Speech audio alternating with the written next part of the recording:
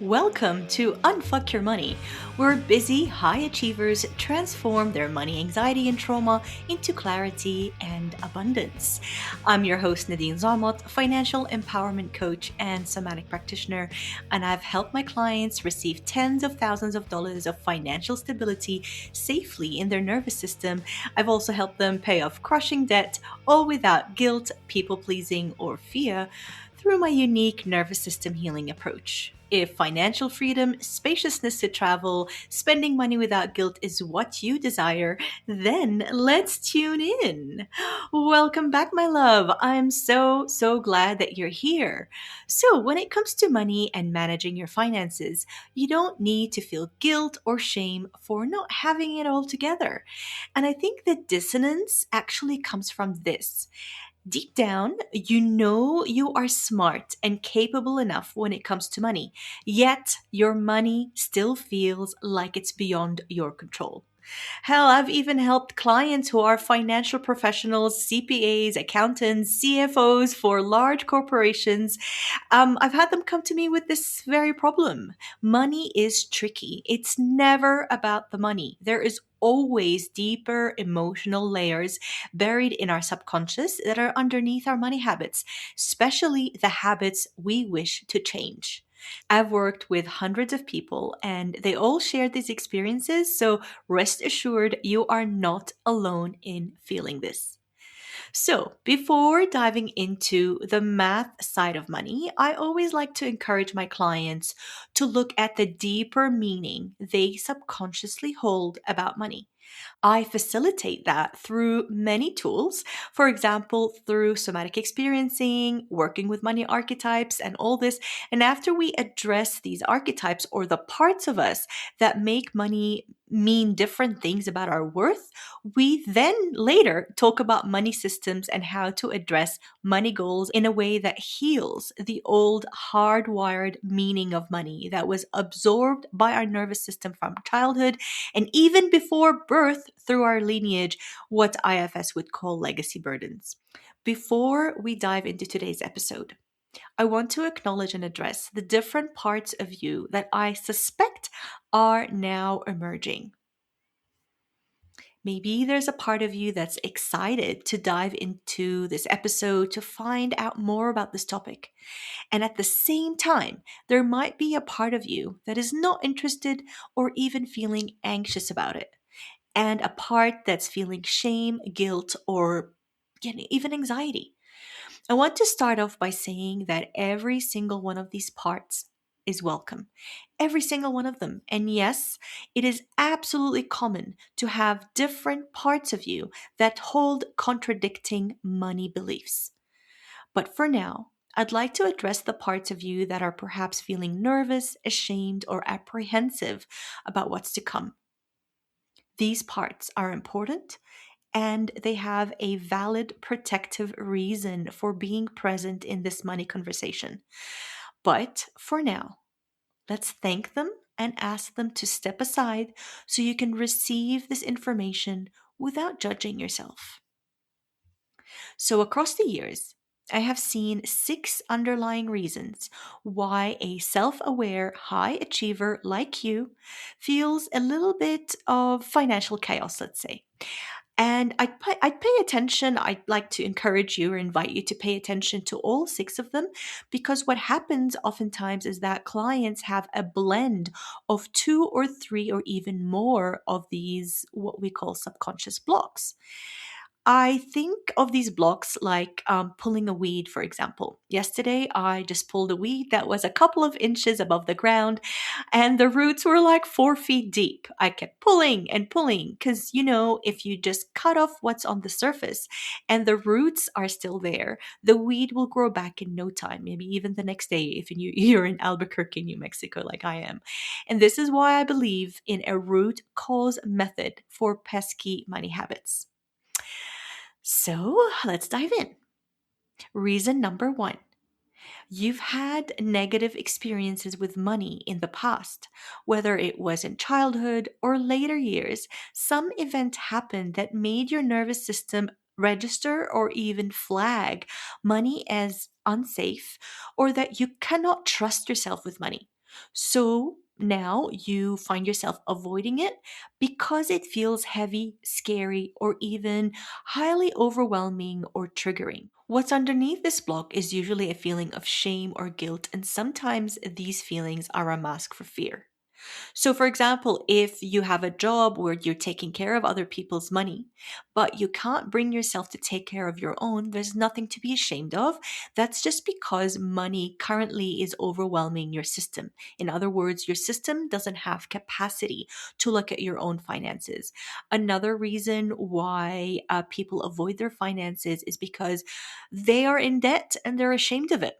And the debt feels so overwhelming that you just end up avoiding it, avoiding your finances altogether. So, if this is you, there's nothing wrong with debt. I just want to tell you that debt is a tool to leverage and use wisely. And these days, debt is the norm, not the exception. More than 55% of Americans currently carry credit card debt. So, if you feel like you're the only one struggling, actually, you're not. You're actually in the majority. And 49% of Americans rely on credit cards for essential expenses. Even my high earner clients often carry over $12,000 in credit card debt on average. This shows us that making more money doesn't automatically solve this problem because this isn't just about income, it's about what your system, meaning what your nervous system and the money system can hold. Okay, so reason number two. You've had experiences in the past that messed up your self worth and left you feeling like you'll never be good enough. So now you spend your money on either making people love you, or you spend money to feel like you belong or to seek acceptance. An example of this is a client who dug herself into $30,000 of debt when she moved into her new apartment because she was buying things her coworkers would like. Reason number three, you spend all your time and your energy on others. Whether you have someone in your family that needs care, or you have small children, or you simply say yes too much, you spend your resources on others, leaving nothing for yourself. So you spend money on convenience. A lot of clients buy groceries, for example. They're well intentioned at the beginning of the month or the week, but they're too depleted at the end of the day from overgiving and people pleasing that they end up ordering takeout while the fresh food they bought rots away in the fridge. That is definitely a money leak. And I have to add here that oftentimes being a caregiver, it is out of our control. Living with someone who needs our care or having small children who rely on us isn't a reflection on you or your boundaries. I have a lot to say about this topic, and I really want to talk one day about how you can protect your energy as a caregiver, but that is going to happen in later episodes. But for now, I just mention it as something to be aware of. So, the fourth reason why high achievers like you are sabotage their finances is going to hit hard, but please know that I'm saying this with all my love.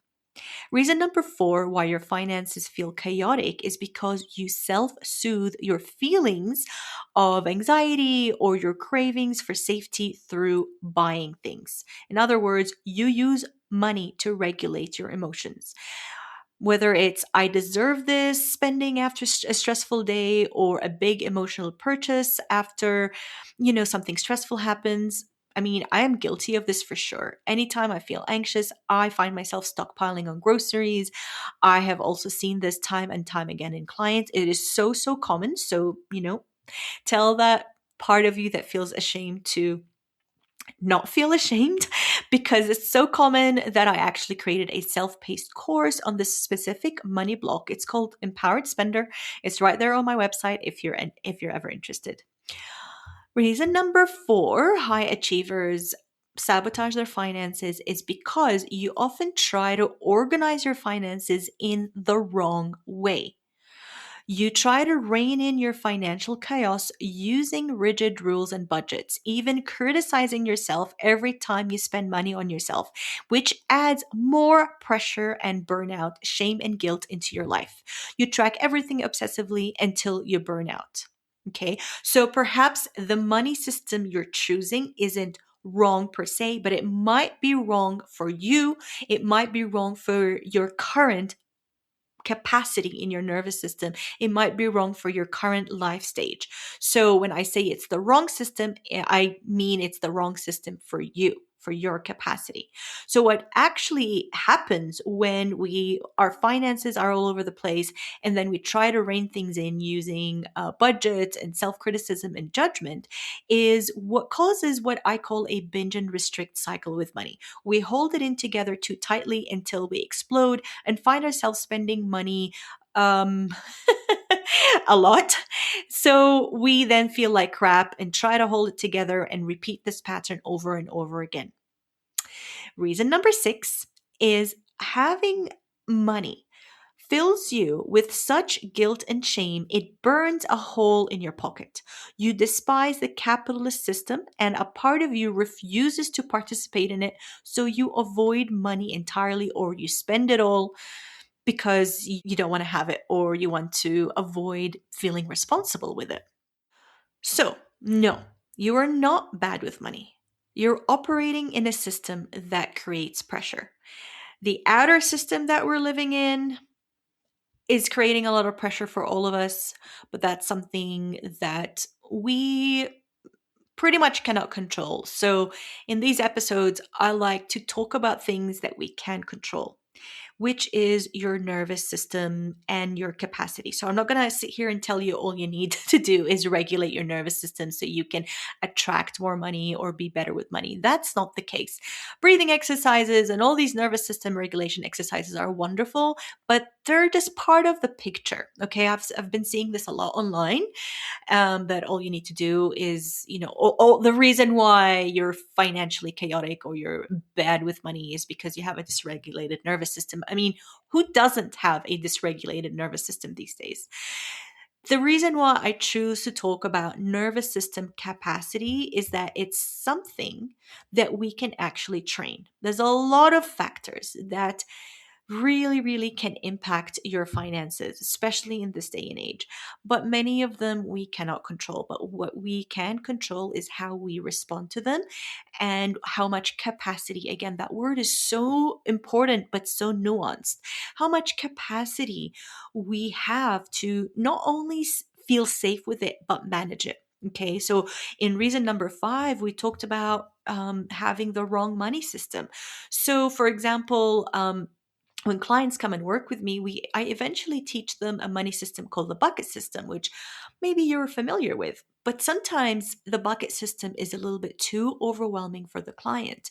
So even though I think it's a really good system, especially for someone that is multi-passionate, someone that is, in their 30s or 40s that has several goals in their lives. For example, they have a goal for retirement or a goal for home improvement or to buy their first property. And of course, a goal to travel. Who doesn't love traveling? A goal to live day by day in a, good standard of life, buying good groceries or going to yoga, therapy, all that stuff. So we have multiple goals. That's why I feel like the bucket system is really good for us in this day and age. But maybe the bucket system isn't the best right now for your nervous system capacity.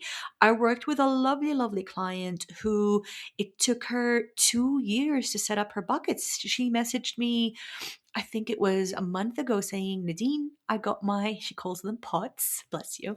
I finally got my pots, my money pots. And I'm like, that's amazing. She goes, well, it only took 2 years. I'm like, no, love, it's fine.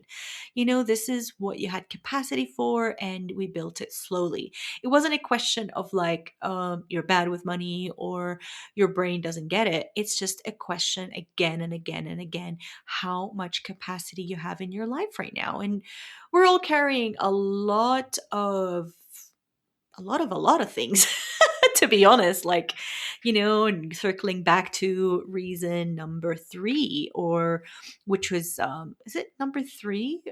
Because we're caregivers. Yeah.